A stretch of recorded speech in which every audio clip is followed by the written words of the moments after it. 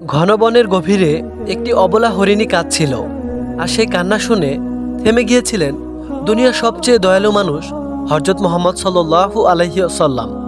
এই ভিডিওর শেষে না দেখলে আপনি বুঝবেন না দয়া আসলে কাকে বলে। প্রিয় ভাই ও বোনেরা, এই পৃথিবীতে আমরা অনেক গল্প শুনি, কিন্তু কিছু গল্প আছে যেগুলো শুধু কান দিয়ে শোনা যায় না, হৃদয় দিয়ে অনুভব করতে হয়। আজকের এই কাহিনী শুধু একটি অলৌকিক ঘটনা নয়, এই কাহিনী আমাদের শেখায় একজন মুসলমান কেমন হওয়া উচিত। আপনি যদি মনে করেন আমি তো মানুষ, পশুর কষ্টে আমার কি, তাহলে আজকের ভিডিওটা শেষ পর্যন্ত দেখার অনুরোধ রইল। ঘন সবুজে একটি বন, চারপাশে উঁচু উঁচু গাছ, পাতার ফাঁক দিয়ে সূর্যের আলো মাটিতে পড়ছে, পাখির ডাক শোনা যাচ্ছে, হালকা বাতাসে পাতাগুলো নড়ছে।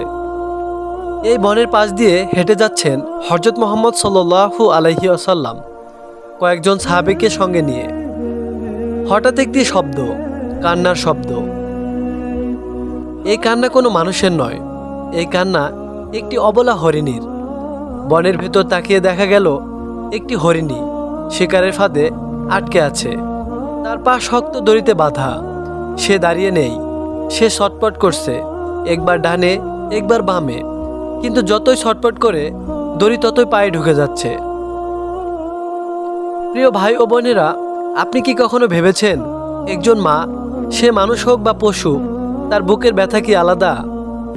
এই হরিণীর চোখে তাকান, আপনি শুধু ভয় দেখবেন না, আপনি দেখবেন তার বাচ্চাদের ছবি।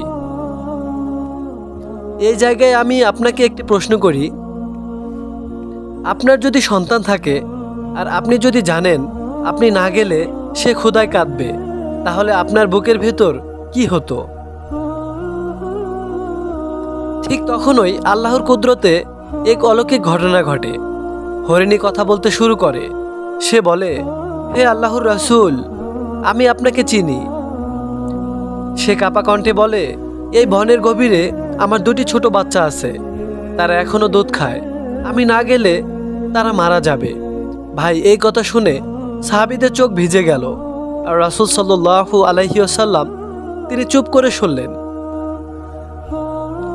রাসূল সাল্লাল্লাহু আলাইহি ওয়াসাল্লাম শিকারীর দিকে তাকালেন, বললেন, এই প্রাণীটিকে ছেড়ে দাও।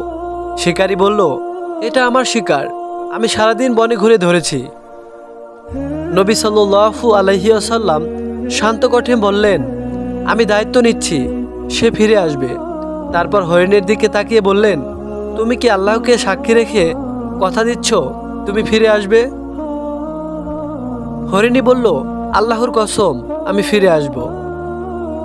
হরিণী ছুটে গেল ঘন বনের ভিতরে। সময় যেতে লাগলো, মানুষ ফিসফিস করতে লাগলো, পশু কি আর কথা রাখে? হঠাৎ পাতা নড়ার শব্দ, সবাই তাকিয়ে রইল। হ্যাঁ ভাই, হরিণী ফিরে এসেছে। সে তার বাচ্চাদের দুধ খাওয়িয়ে ঠিক কথার মতো ফিরে এসেছে। সে এসে রাসূল সাল্লাল্লাহু আলাইহি ওয়াসাল্লামের সামনে মাথা নত করল। শিকারী কাঁদতে লাগলো। সে বলল, আমি সাক্ষ্য দিচ্ছি আপনি আল্লাহর সত্য রাসূল। প্রিয় ভাই ও বোনেরা, যে নবী সাল্লাল্লাহু আলাইহি ওয়াসাল্লাম একটি পশুর কান্না শুনেছিলেন, আমরা কি মানুষের কান্না শুনি? যে নবী হযরত মুহাম্মদ সাল্লাল্লাহু আলাইহি ওয়াসাল্লাম দয়া দিয়ে হৃদয় জয় করেছিলেন, আমরা কি সেই দয়া শিখেছি? এই ছিল আমাদের প্রিয় নবী হযরত মুহাম্মদ সাল্লাল্লাহু আলাইহি ওয়াসাল্লাম।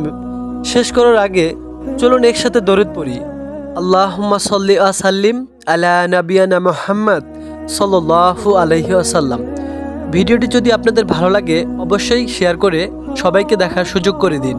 আসসালামু আলাইকুম রাহমাতুল্লাহি ওয়া বারাকাতুহু।